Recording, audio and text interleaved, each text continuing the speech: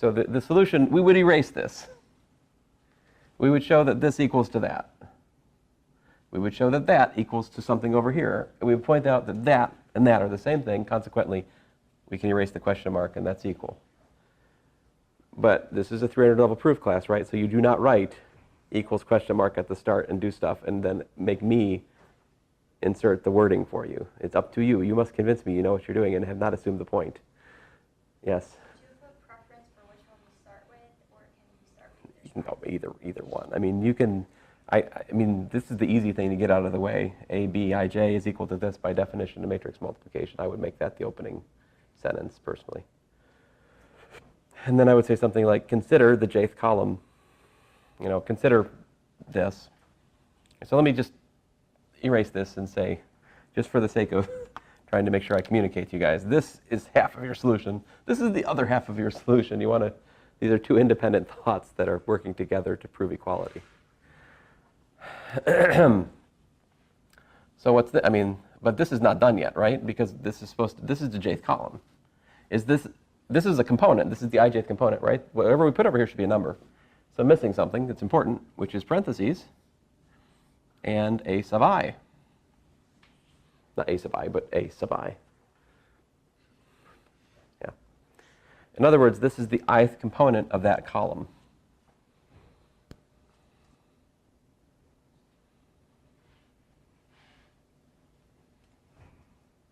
Now, at the start of class the other day, I shared with you guys the definition of this is what? It's the sum. Let's see here. A is what? A is m by n. B is what? B is a column. The jth column is what? It's n by n by 1. It's a column, right? So let's see here. We're looking at k equals 1 to n of a, ik, bj, sub I. Going from here to here, this is the definition of matrix vector, well, column vector multiplication. As I was trying to communicate to you guys the other day, that's really just, again, a special case of matrix multiplication. Yeah. Would it be a K instead of an I? Would it be a J on the outside? It would. Thank you.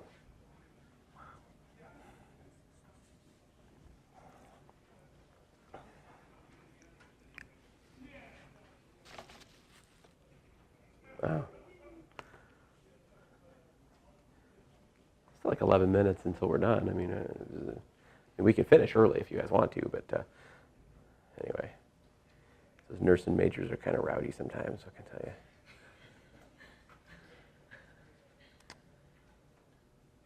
Oh, so then, you know, if I write almost anything else, I'll have finished the problem.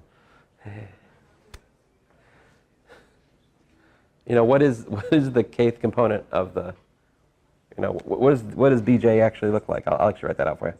So that's the jth column of b, right? So if you think about that explicitly, that is b1j, b2j, right? B, how many rows are there in b? N of them, nj. I mean, that's the jth column. This is, and this, I'm using this notation, rather than, you know, I could have written column j of b 30 times in the solution, but I chose to instead abbreviate it as B1 through B2 and so forth. So, you know, you can figure out what the kth component is of bj there, right?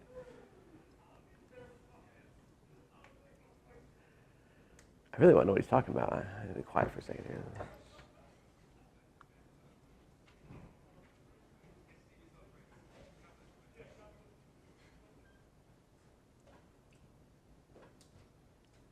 Ah, okay, I know who it is. All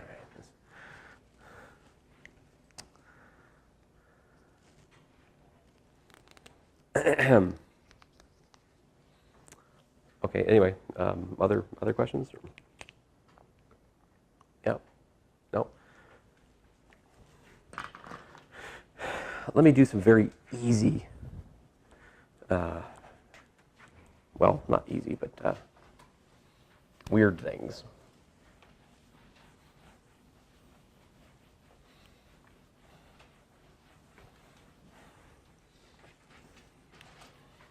One of the things we haven't talked about is like Z6. I mean, we've talked about it. This got 0, 1, 2, 3, 4, 5, right? But the weird thing is that like 2 times 3 is what? 0, yet what? 2 and 3 are not equal to 0, right? See, the product of non-zero things being 0.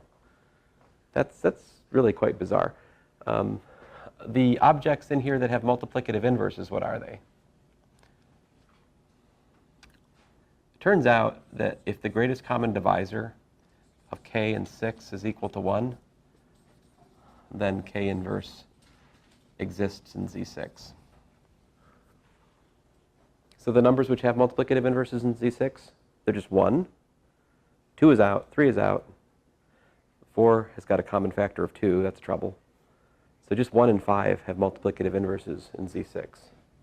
So only 1 and 5 have multiplicative inverses.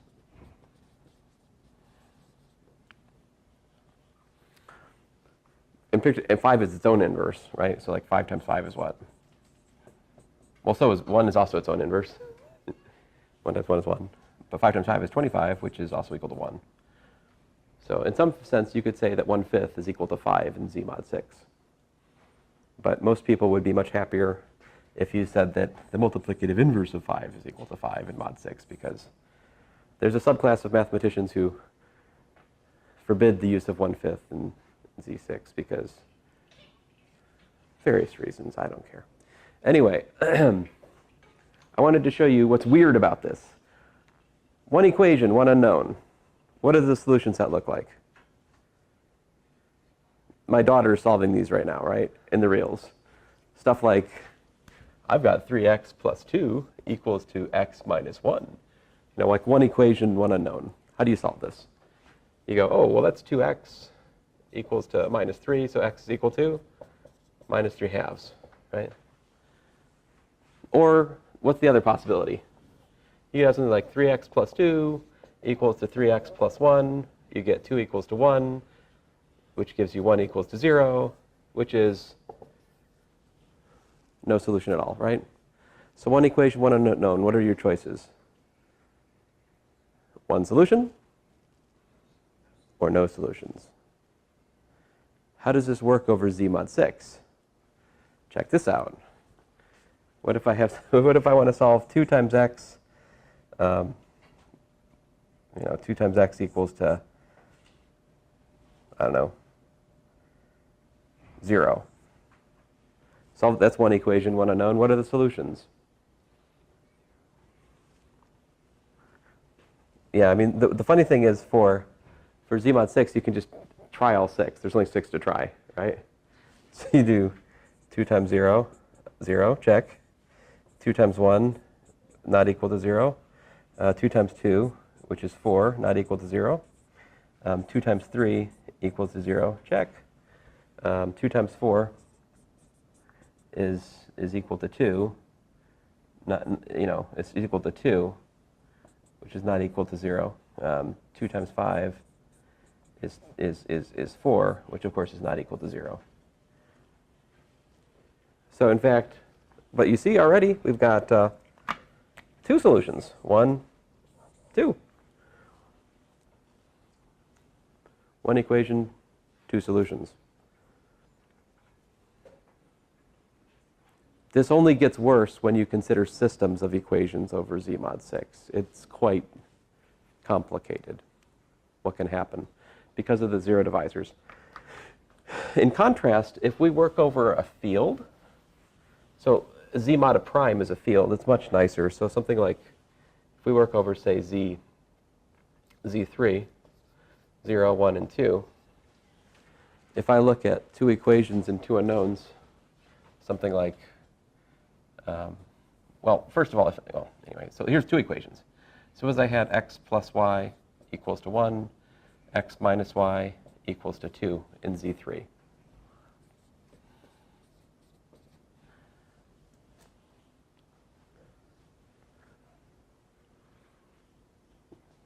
Actually, this one's kind of boring. I mean, we could do Gaussian elimination, right? 1, 1, 1, 1 minus 1, 2.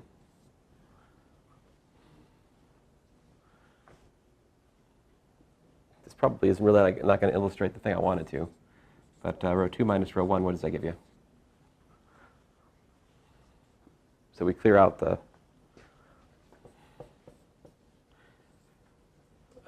looks like we got a minus 2, right? And we got 1 here. What is minus 2 equal to mod 3? So you can add copies of 3 without changing the number in modular 3 arithmetic. So like minus 2 plus 3 is equal to what? Right, minus 2 is actually equal to 1. This is already a 1. If you allow me to erase it to save myself some writing, that's 1. So, okay, forward pass is done. And then, well, how about row 1 minus row 2? What's that give us?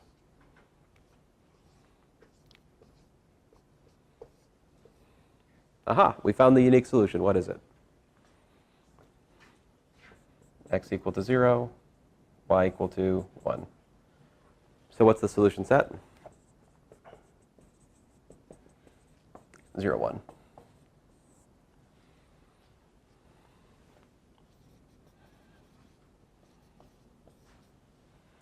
One more example, and that'd be it for today. Unless you guys got questions. Let's look at what happens over Z3 when we have like a plane equation. So what would, something like x plus 2y plus, 2z equal to 1. So there we go.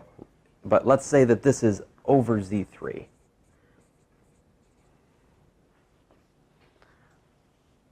So that means x, y, and z are all taken from Z3.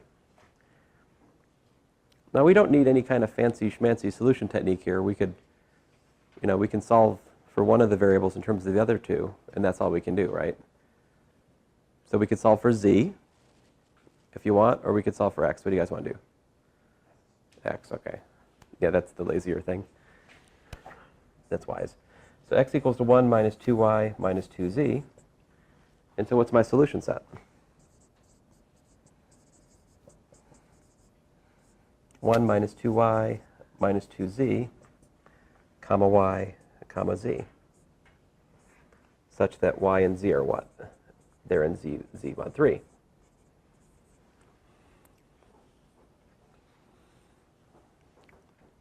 My question for you now is, what is that explicitly?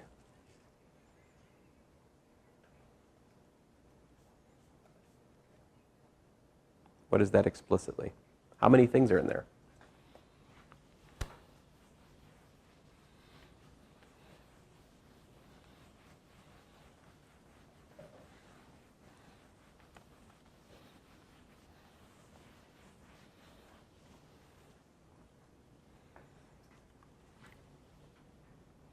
Right, here's y, here's z. I'll make a table. Y, z, and then over here, we're going to do what? 1 minus 2y minus 2z, comma y, comma z. So what can y be? 0. Z can be what? 0, 1, or 2. Then y can be 1. Z can be 0, 1, or 2. Y can be 2. Z can be 0, 1, or 2. So there are 9 solutions. Not infinitely many. We're over a finite field. There are only finitely many things to work with. In fact, if you look at the pairs x, y, z taken from Z3, there are 27 possible elements. 1/3 of those work for this system of one equation and 3 unknowns. So what's that look like? 1, 0, 0. And then you just plug them in, right? I mean, second one's what?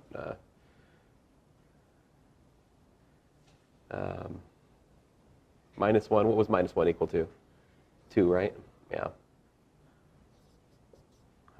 Plug in. What's 2 times 2 is -4, so that's 2.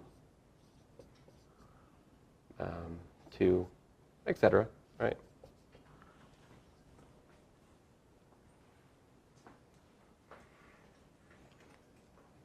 None of those will be redundant, though. I know that.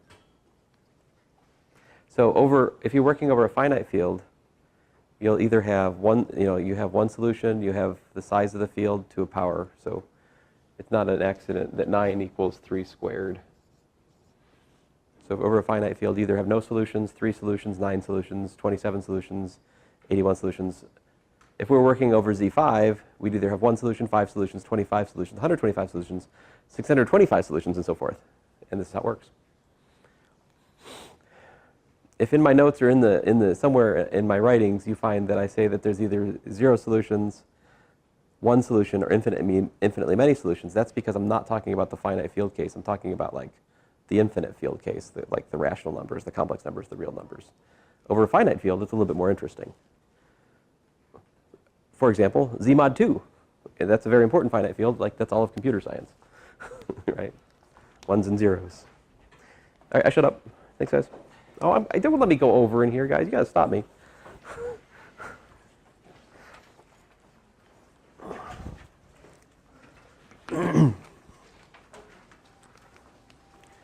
I'm just happy that I'm not throwing up right now because I got text yesterday. What is going on here? What? This is not cool. My phone can play things? I miss my flip phone. This does too many things. Why am I watching a commercial on my phone? I don't care about Budweiser. What on earth? Ah! So annoying. Well, Isaac threw up yesterday, shortly after I left, and then Daniel later.